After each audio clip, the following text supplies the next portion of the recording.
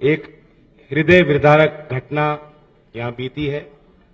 मैं उस पीड़ित परिवार, हम सब की ओर से उस पीड़ित परिवार की तरफ के प्रति संवेदना व्यक्त करना चाहता हूं और ये विश्वास दिलाना चाहता हूं कि जब हमारी सरकार आएगी जनता के आशीर्वाद से, क्योंकि किसी भी सभ्य समाज में जीरो टॉलरेंस होना चाहिए ऐसे जघन्य अपराधों के लिए, और ऐसे जघन्य अपराध रचने वालों को सख्त से सख्त कानूनी सजा मिलनी चाहिए। तो ये विश्वास दिलाता हूं कि जब सरकार आएगी और हम जिस तरह का परिवर्तन लाना चाहते हैं, जिस तरह की व्यवस्था, जिस तरह की गवर्नेंस, सुशासन जनता को देना चाहते हैं, कि महिला सुरक्षा पर बड़ी पहल कर उत्तर प्रदेश में व्यवहारिक परिवर्तन हम लाएंगे। उस परिवार की न्याय की लड़ाई को अंतिम मुकाम तक पहुंचाने के लिए हम सब लोग प्रयास करेंगे। आज इस बैठक में मैं एक बड़ा संकेत आपके माध्यम से देना चाहता हूं। लोग जो सत्ताधारी हैं वो कोशिश कर रहे हैं कि किसी तरह जो एकता हमारे बीच की बनी है, जिस तरह से किसान कौम, कमेरा वर्ग, सभी जाति और धर्म के लोग और खासतौर से नौजवान बड़ी उम्मीद के साथ गठबंधन के प्रति हमारे इस कारवां में साथ चल रहे हैं, जुड़ रहे हैं, कहीं ना कहीं बीजेपी वालों की बौखलाहट सामने आ रही। योगी जी की बयानबाजी को आप देखें, और बुलंदशहर भी कई बार वो आ चुके हैं, बड़े बड़े नेता कैंप कर रहे हैं और ऐसी भाषा वो प्रयोग कर रहे हैं जो कभी हमने मुख्यमंत्री के इस पद पे विराजमान कभी किसी नेता के माध्यम से ऐसी बातें सुनी नहीं। तो पद की अपनी गरिमा होती है, पद का अपना एक विश्वास होता है। ऐसा लगता है कि हार की बौखलाहट उन्हें सता रही, और आज तो कुछ मौसम भी बदला लग रहा है। लगता है कि गोरखपुर से उन्होंने कुछ कोशिश की है कि फिर दोबारा ठंड लौटे। लेकिन ये क्षेत्र किसानों की धरती रही है, किसान आंदोलन में इस क्षेत्र ने बड़ी भूमिका अदा की। यहां के घर घर में जवान देश की सीमा पर तैनात हैं, देश की रक्षा के लिए तत्पर हैं। तो हमारा तो खून भी गर्म है और देश के लिए सब कुछ न्यौछावर करने के लिए हम लोग राजी रहते हैं। तो हमें धमकी देना, इस क्षेत्र के मिजाज को मुझे लगता है योगी जी समझ नहीं पाए। वो जितना हमें धमकाएंगे और भड़काएंगे, हम उतने ही एक होंगे, संगठित होंगे और ताकतवर होंगे। इस चुनाव का मुद्दा साफ है, नौजवानों को नौकरी दिलानी है, स्वास्थ्य, शिक्षा, जमीनी मुद्दे हैं, उनको लेकर हम लोग चल रहे हैं साथ। और बहुत अच्छी व्यवहार जो अखिलेश जी लगातार कर रहे हैं, हमने अपने घोषणा पत्र में शामिल की हैं, उस पर भी अखिलेश जी बताएंगे। लेकिन सीधी सीधी बात है, किसानों को फैसला करना है और नौजवानों को फैसला करना है। ये वो सरकार है जिसने कीलें बिछाई, अवरोधक बनकर काम किया। ये वो सरकार है जो चुनाव के इसने बिल्कुल पूर्व संध्या पे भी जब बजट लाती है, किसानों के लिए कुछ नहीं। केंद्रीय बजट में आपने देखा होगा, अवलोकन किया होगा, मध्यम वर्ग, गरीब किसान के लिए इस पूरे बजट में कुछ नहीं। 34% तो नरेगा का बजट काट दिया। नरेगा वो योजना है जिसमें कम से कम कोविड की महामारी के दौरान जब लोग पलायन करके घर जा रहे थे, गांव जा रहे थे, कुछ ना कुछ आर्थिक सुरक्षा उनको दी गई, सहायता उनको दी गई, और 34% उस योजना का बजट काट दिया। एक भी बार वित्त मंत्री ने उस योजना का जिक्र अपने भाषण में नहीं किया। और शायद जब से निर्मला सीतारमण जी वित्त मंत्री बनी है, हालांकि उनका बजट भाषण जो है वो मुझे लगता है पीएमओ ज्यादा लिखता है, वो खुद तय नहीं करती। शायद जितने बजट भाषण दिए उन्होंने एक ही बार नरेगा योजना का जिक्र किया। तो उस गरीब वर्ग को उसके उत्थान के लिए हम फैसले लेगी और किसान को सम्मान मिले, सही समय पर भुगतान गन्ने की खेती कर रहे किसानों को मिले, और कानून की व्यवस्था सख्त हो, इस ओर हमने बड़ा संकल्प लिया है। मैं फिर दोबारा स्वागत करता हूं अखिलेश जी का और मैं उनको आमंत्रित करता हूं कि आगे की जो है व्यवस्था वो देखें।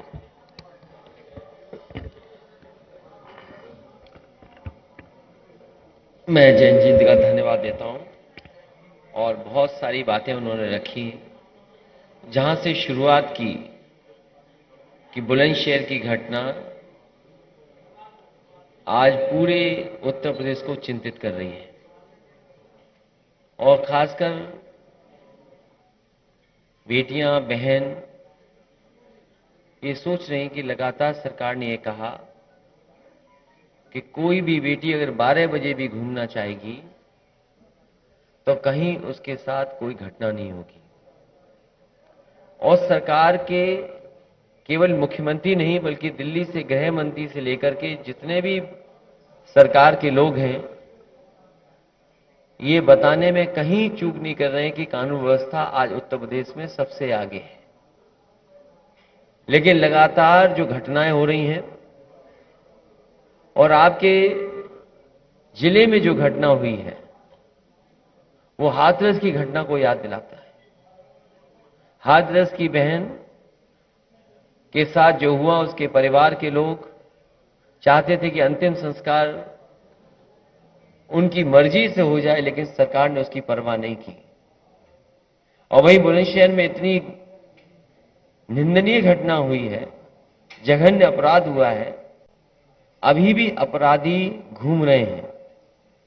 अभी भी सरकार उस परिवार की मदद के लिए आगे नहीं आई है। दोषी कब पकड़े जाएंगे? हम यहां बैठे हमारे गठबंधन की तरफ से यही कहेंगे सरकार को कि दोषी जल्दी से जल्दी पकड़ें और कड़ी से कड़ी कार्रवाई हो। और जो सरकार आज मदद कर सकती है, सरकार मदद करने के लिए आगे आए। और जहां ये दावा करती है सरकार कि उसकी सरकार में बेटियां सुरक्षित हैं, कहीं कोई अपराध नहीं हो रहा है, कम से कम अब झूठ ना बोलना सरकार बंद कर दे। और अगर हम आंकड़े देखते हैं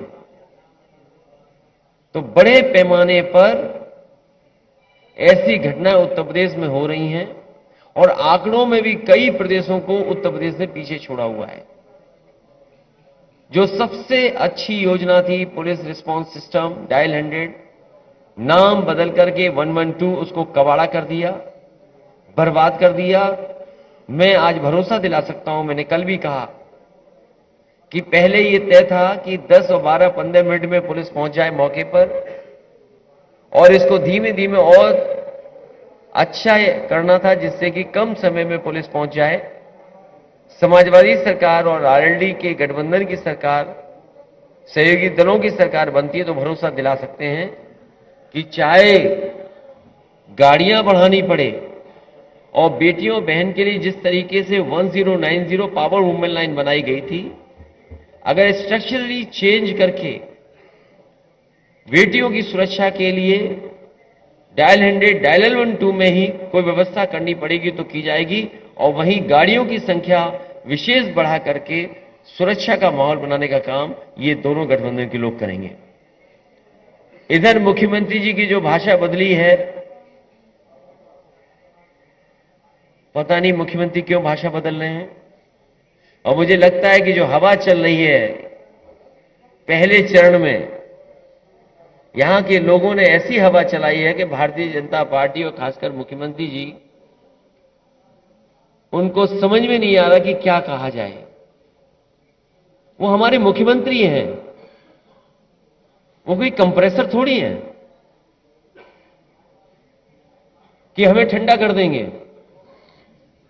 हमारे बहुत सारे लोग हैं, जानते होंगे, फ्रिज में ठंडी चीज रखने के लिए कंप्रेसर होता है। कंप्रेसर खराब हो जाए तो क्या मुख्यमंत्री जी हमारे कंप्रेसर हैं? और जो लोग कह रहे हैं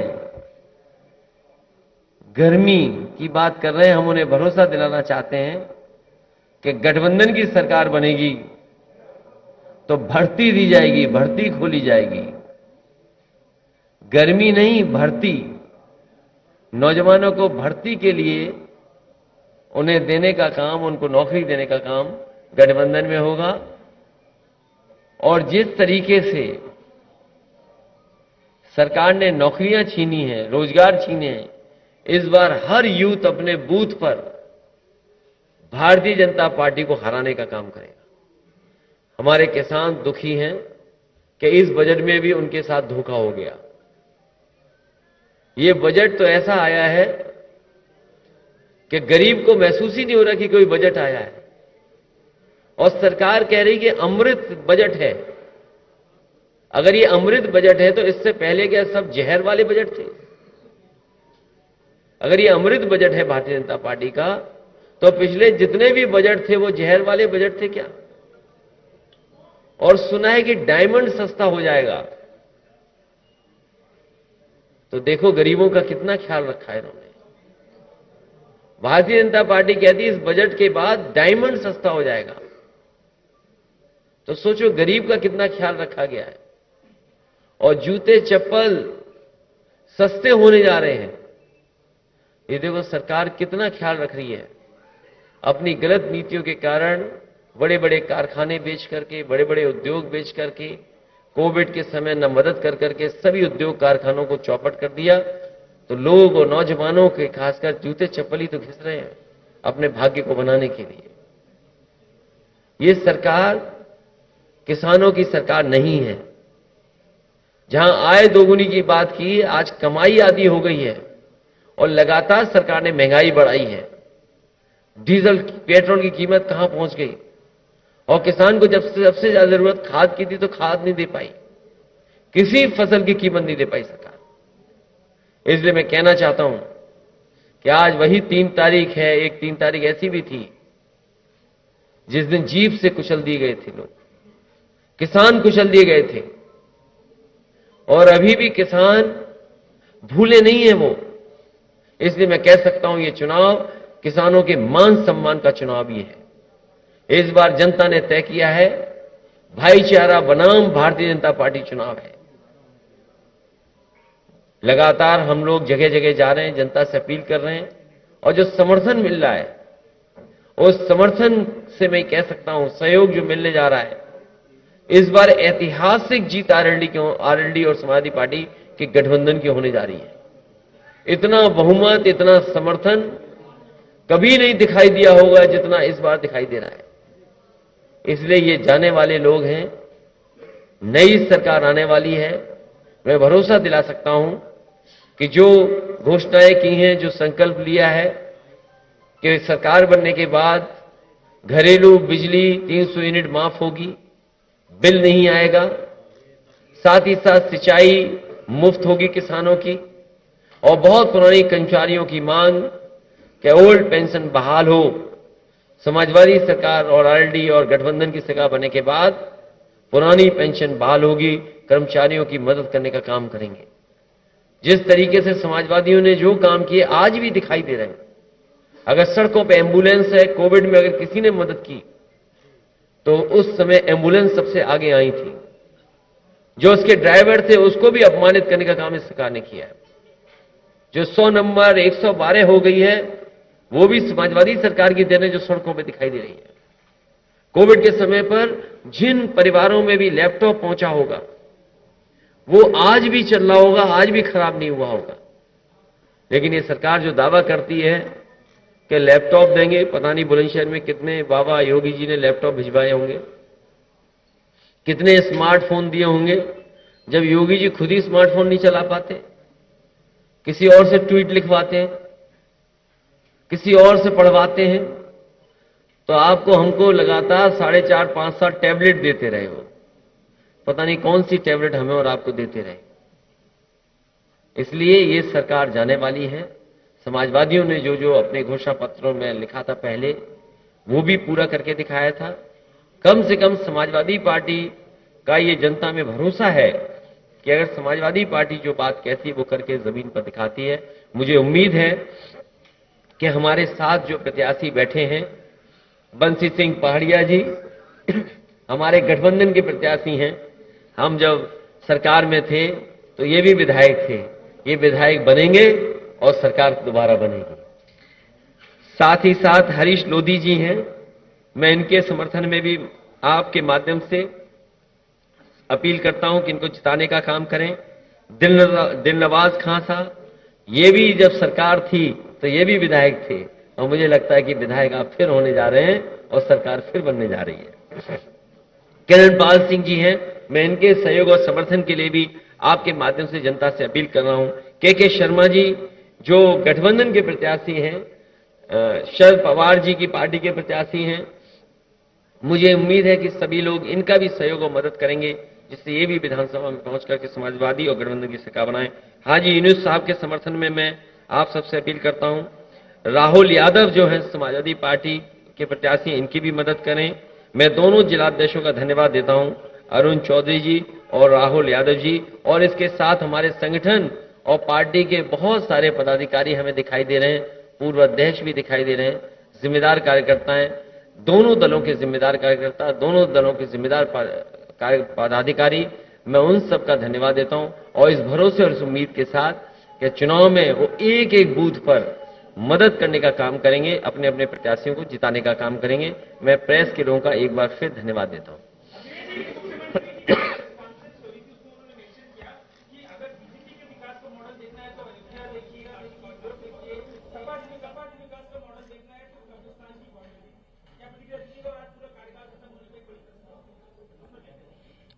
देखिए, जहां मुख्यमंत्री जी रहते हैं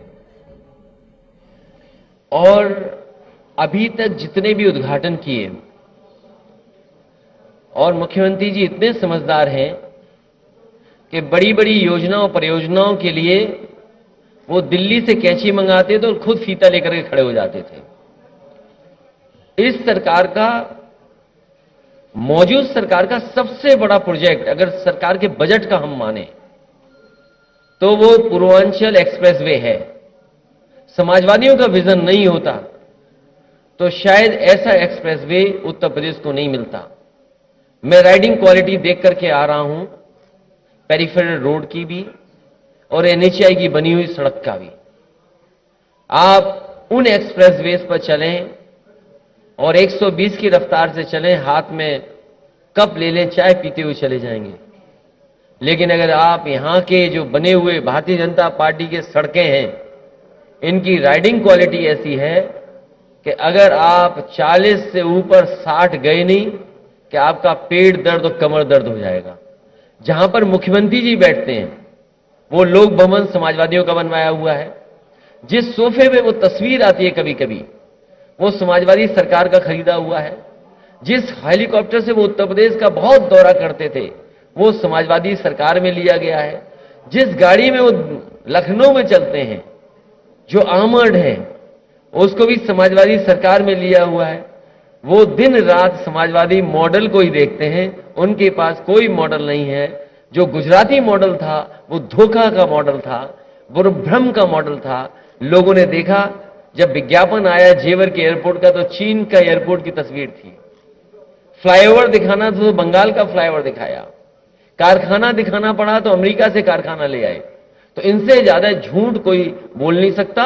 और इस बार मैं कह सकता हूं कि बुल और बुलडोजर का उत्तर प्रदेश से पता नहीं लगेगा।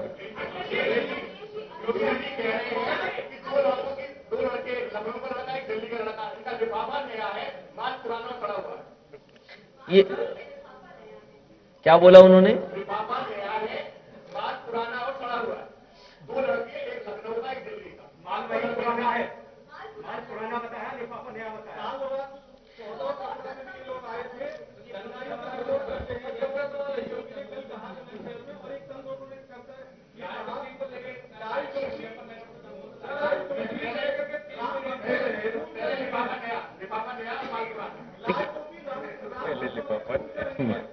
देखिए, मुख्यमंत्री जी कुछ भी कह सकते हैं।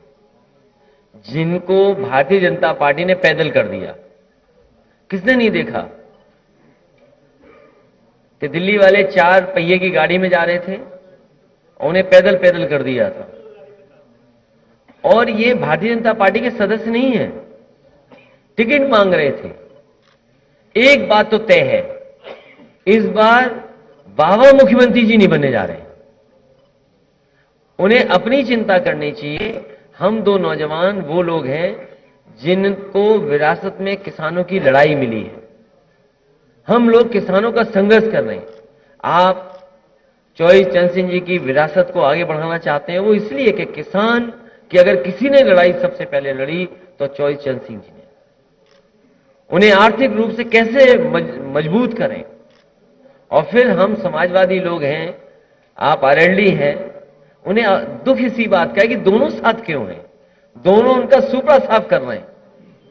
जिस इलाके से उन्हें बहुत घमंड था, उस इलाके में इस बार भारतीय जनता पार्टी का सफाया होने जा रहा है। सर, बजट को समझाने के लिए सांसद जाएंगे घर घर, तो बजट इस बार का कितना हार्ड हो गया क्या घर घर जाने की जरूरत नहीं, अगर डायमंड सस्ता हो जाएगा तो देखिए किसानों के लिए कितनी बड़ी बात की, गरीबों के लिए कितनी बड़ी बात की। डायमंड सस्ता, जो बजट दिल्ली का जाने कितने लाख करोड़ का पास हुआ हो, बुलंदशहर के किसी किसान को खाद नहीं मिली, तो काहे का बजट है वो? भूस की दीवार बना रहे हैं। हाँ? भूस की दीवार। हाँ, उसमें।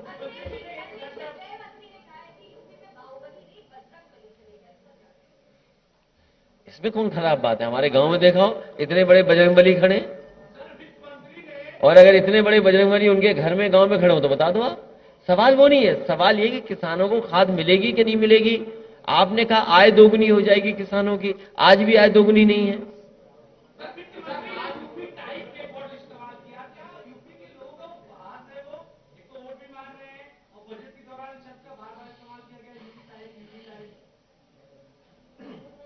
वो यूपी कम घूमी है। यूपी बहुत बड़ा प्रदेश है।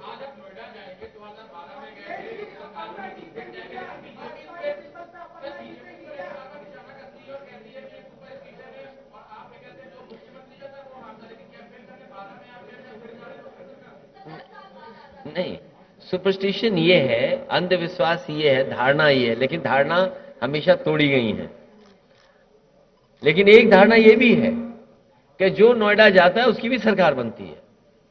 मैं 2011 में अपनी साइकिल की यात्रा वहीं से शुरू की थी और सरकार बनाई थी। इस बार भी मैं नोएडा में इसीलिए जा रहा हूं कि आने वाले समय में सरकार बनानी है। 11 मैं पार्टी गए थे, दोनों पार्टी के संगठन के लोग हुए हैं और जरूरत पड़ने पे परिवार की दोनों संगठन के लोग मदद करेंगे।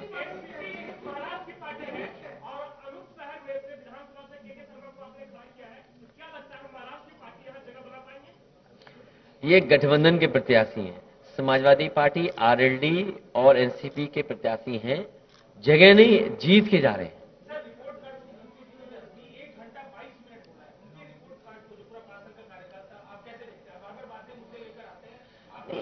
आप ये बताइए, 1 घंटा 22 मिनट अगर कोई बोला है तो क्या उन्होंने अपना संकल्प पत्र पढ़ा होगा? जिस संकल्प पत्र में पहले पन्ने पर यह लिखा गया है, पहला संकल्प यह है कि किसानों की आय 2022 तक दोगुनी हो जाएगी। क्या आज किसानों की आय दोगुनी हो गई? जो लाखों लाख परिवार परेशान हुए लॉकडाउन के समय पर, पैदल पैदल चल करके गए, इसी सड़क से न जाने कितने मजदूर चले गए होंगे, घर पहुंचे होंगे।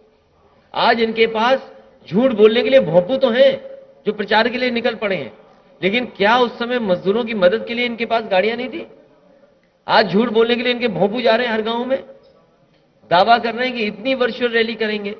एक पार्टी जो वर्चुअल रैली कर रही है, इतना संसाधन है उसके पास, क्या सरकार के संसाधन नहीं लग सकते थे जब मजदूरों को अब उनकी जरूरत थी घर पहुंचने की?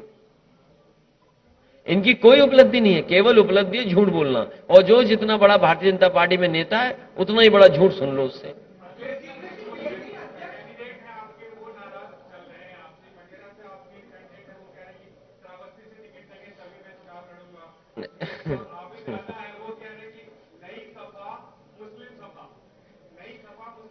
देखिए, ए के बारे में तो मैं कह सकता हूं, थोड़ा दूर भेज दिया उन्हें। वो चाहते हैं करीब में चुनाव लड़ लें, वो विचार करेगी पार्टी।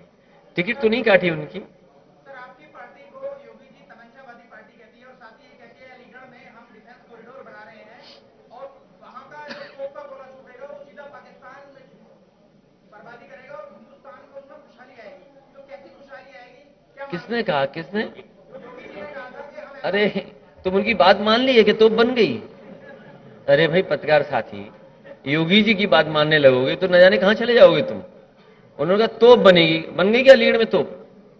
हमारे यहां कह रहे थे झांसी में मिसाइल बनेगी, झांसी वाले आज भी इंतजार कर रहे हैं कि मिसाइल कब बनेगी। जमीन ले ली, बाउंड्री, जमीन नहीं ली गई, बाउंड्री तक नहीं बनी, और आप इनकी बातों का भरोसा मान रहे हो। अरे इनसे कहो कि भाई बुल हटा दो सड़क से। मिसाल के तौर पे बन गई और वहां तोप का गोला छूट गया, तो खुशहाली कैसे इंडिया में आएगी, ये बताइए। उनका क्या मानना है? तुम क्यों उनकी बातों को मान रहे हो? आप इनकी बातों को मत मानिए। अरे गठबंधन ही तो सहयोग है एक दूसरे का। नहीं, इसके अलावा जरूरत नहीं पड़ेगी।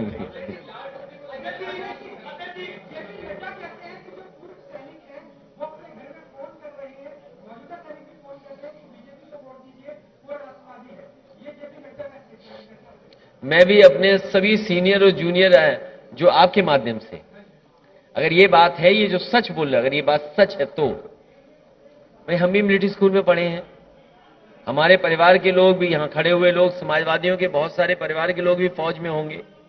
और इसी जिले में, अच्छा हुआ आपने सवाल पूछ लिया, इसी जिले में एक को वो योगेंद्र यादव, और योगेंद्र यादव को सबसे बड़ा अवार्ड मिला था। उनके गांव में मैंने 100 बेड का हॉस्पिटल दिया था। चलो, जो हमने कार्रवाई की, घोषणा की सरकार के समय पर, इस भारतीय जनता पार्टी से पूछो, जो कारगिल के समय पर जो उसने जोखिम उठाया, जिसकी वजह से देश का सबसे बड़ा सम्मान मिला उन्हें, उनके गांव का अस्पताल क्यों रोक दिया उन्होंने? और हम तो खुद ही मिलिट्री स्कूल के पढ़े हैं। अगर नड्डा जी वोट मांग रहे हैं तो हम भी अपने सीनियर जूनियर और जितने भी हमारे पार्टी के लोग हैं, उन फौजियों को, परिवारों से हम भी कहेंगे हमारी मदद करो। असली देशभक्त हम लोग बैठे हैं। जो नफरत फैलाएं, जो खाई पैदा करें, वो देशभक्त कैसे हो सकते हैं? जो समाज में झगड़ा कराएं, वो भेदभाव की नजर से देखें।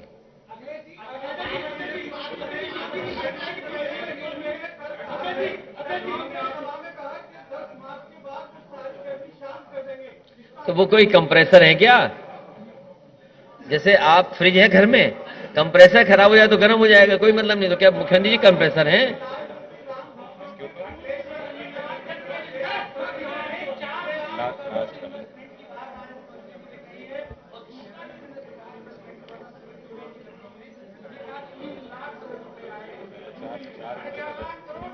देखिए, ये तीन आना का झूठ या 2 आने का झूठ कहावत है। ये तो 3 लाख करोड़ का झूठ बोल दिया। उत्तर प्रदेश में जो एमओयू साइन हुए थे, वो कहीं इन्वेस्टमेंट नहीं आया। अगर बुलंदशहर में कोई बड़ा कारखाना लगा हो तो बताओ। हमारे जहां से मैं आ रहा हूं कहीं कारखाना नहीं लगा। और कोई इन्वेस्टमेंट हुआ हो तो बताए ना सरकार, कहां इन्वेस्टमेंट हुआ? 1 डिस्ट्रिक्ट 1 प्रोडक्ट में कितना बजट आया होगा बुलंदशहर में? अगर हो सकता है खुर्जा के लिए कुछ पैसा आया हो, लेकिन सरकार बताए कि 1 डिस्ट्रिक्ट 1 प्रोडक्ट में कितना बजट दिया था आपने। एमएसएमई वाले रो रहे हैं, परेशान हो गए। कोविड के समय एमएसएमई बर्बाद हो गई इंडस्ट्री।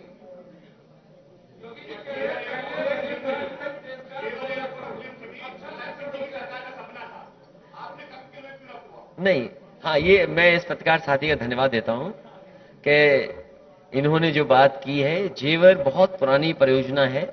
समय पे सरकारें आई, उन्होंने उस परियोजना को आगे बढ़ाया, और बीच में बहुजन समाज पार्टी की सरकार उस समय भी बहुत आगे बढ़ा। जब समाजवादी सरकार पिछली थी तो जो एनओसी मिला है, मैंने 3 एयरपोर्ट की एनओसी मांगी थी कि इंटरनेशनल एयरपोर्ट बनाए जाए। एक हिरणगांव फिरोजाबाद में, जो आगरा के लिए था एनओसी। दूसरा, क्योंकि वो जेवर का और इसका मांग रहे थे, तो मैंने सैफई का भी दिया कि अगर इंटरनेशनल एयरपोर्ट बनाना चाहते हैं आप, तो ना हिरणगांव उन्होंने दिया। जो एनओसी मिला है वो समाजवादी सरकार के समय पे ही एनओसी मिला, और अगर एनओसी दे दिए गए होते तो शायद उत्तर प्रदेश में और एयरपोर्ट बन गए होते।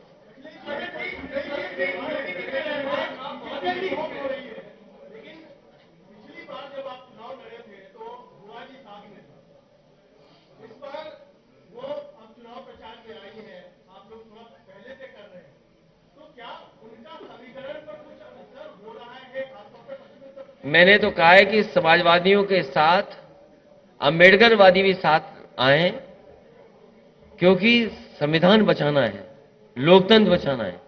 अगर लोकतंत्र और संविधान नहीं बचेगा तो सोचो हमारे अधिकारों का क्या होगा। और ये एक बार अपील नहीं की, मुझे अच्छा हुआ कि आपने याद दिला दिया।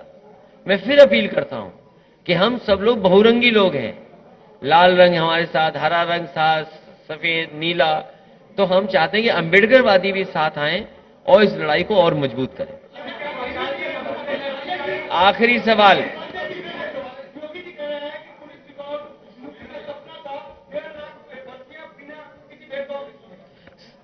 आने वाले समय में भर्तियां और बड़े पैमाने पर होंगी। जो फौज की भर्ती थी, रुकी पड़ी है, बहुत वर्षों से नहीं हुई है, उसको भी आगे बढ़ाने का काम करेंगे। और जितने भी रिक्त पद हैं सरकार में, लगभग 11 लाख रिक्त पद हैं सरकारी, वो खाली हैं। वो आखिरकार सरकार ने क्यों नहीं भरे? तो कहीं ना कहीं जितने भी सरकारी रिक्त पद हैं उनको भरा जाएगा समाजवादी सरकार में।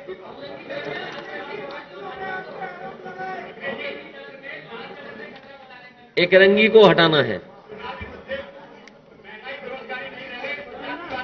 नहीं, जातिवाद नहीं, मुद्दा आज भी गरीबी, बेरोजगारी, महंगाई है।